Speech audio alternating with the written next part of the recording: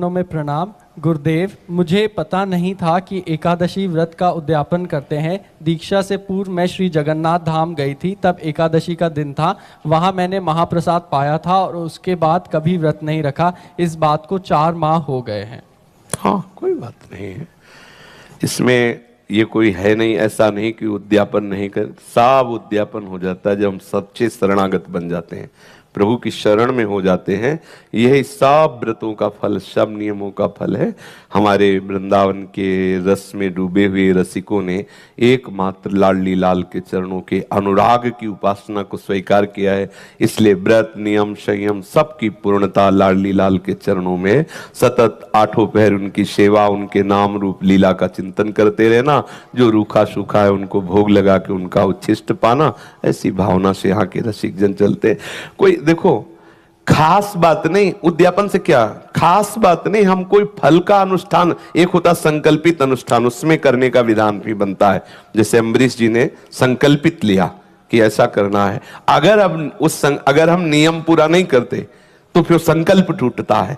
वो संकल्पित अनुष्ठान, और हमारा पूरा का पूरा संकल्प है कि हमारी एक एक श्वास प्रिया प्रीतम के चरणों में समर्पित हो। वो हम चाहे भूखे हैं तो, खाए हैं तो, हम पवित्र हैं तो, अपवित्र हैं तो, हम यौवन हैं तो, वृद्ध हैं तो, बालक हैं तो, उत्तम कुल के हैं तो, अधम कुल के हैं तो, पढ़े लिखे हैं तो, नहीं पढ़े लिखे तो, कैसी भी परिस्थिति में हमारी एक एक श्वास प्रिया प्रीतम के नाम है। और इससे बढ़कर कोई स्थिति नहीं, इससे बढ़कर कोई उपासना नहीं, हमें यही पहुंचना है। सब फलों का फल यही है। आगे ये कह रही है, मुझसे एक गलती, एक अपराध बन गया है। शरीर अशुद्ध अवस्था में था, मुझे याद नहीं रहा और मैंने गुरु मंत्र का जप कर लिया। गुरुदेव मुझे क्षमा करें। ये भी कोई खास बात नहीं है, ध्यान देने का विषय है। जब हमें स्मृति ही नहीं है तो हमें तो साधना का फल मिल रहा है। ध्यान देने की बात है, अंदर की बात है, सर्वज्ञ प्रभु जानते हैं। यदि हमारी मंत्राकार वृत्ति डूब रही, हमें पता नहीं, फिर शौचालय में एकदम ध्यान आया कि हमारा शरीर, तो उसी समय से बंद कर दिया, नाम चलाने लगे। लेकिन उसका कोई अपराध नहीं लगेगा, क्योंकि सही माने में साधना का फल यही है कि हमें बाह्य शुद्धि न रह जाए कि शरीर क्या कर रहा है, प्रिया प्रीतम के प्रेम में डूब जाए। अगर एक क्षण के लिए ऐसी स्थिति आई है और आपको होश नहीं है, वो कोई अपराध नहीं है। मनाओ कि ऐसी स्थिति बनी रहे कि होश ही ना आवे, इस मलमूत्र के भांड का होश ही ना आवे, केवल प्रिया।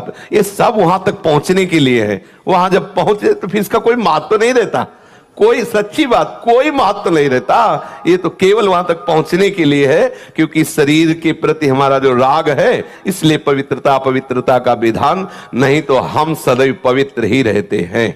चेतन अमल सहज सुख, हमारा स्वरूप पवित्र ही है। कभी ऐसा हो तो उसमें खेद न करें कि हमसे अपराध। जहां तक हम चेतना है वहां तक निर्वाह करें। जब चेतना रहित हो गए तो उसका फिर कोई विषय नहीं। आगे ये कह रहे हैं, प्रभु मेरे साथ हैं, इस बात से मैं निर्भय और आत्मविश्वासी बन गई हूँ। गुरुदेव, क्या ये बात दैन्य होने के विपरीत है? नहीं, इसकी ठसक होनी चाहिए, इसमें दैन्यता नहीं, इसमें ठसक होनी चाहिए। हमारी लाडली जो, हमारे प्यारे, देखो कैसे बात कर रहे हैं सनातन जी।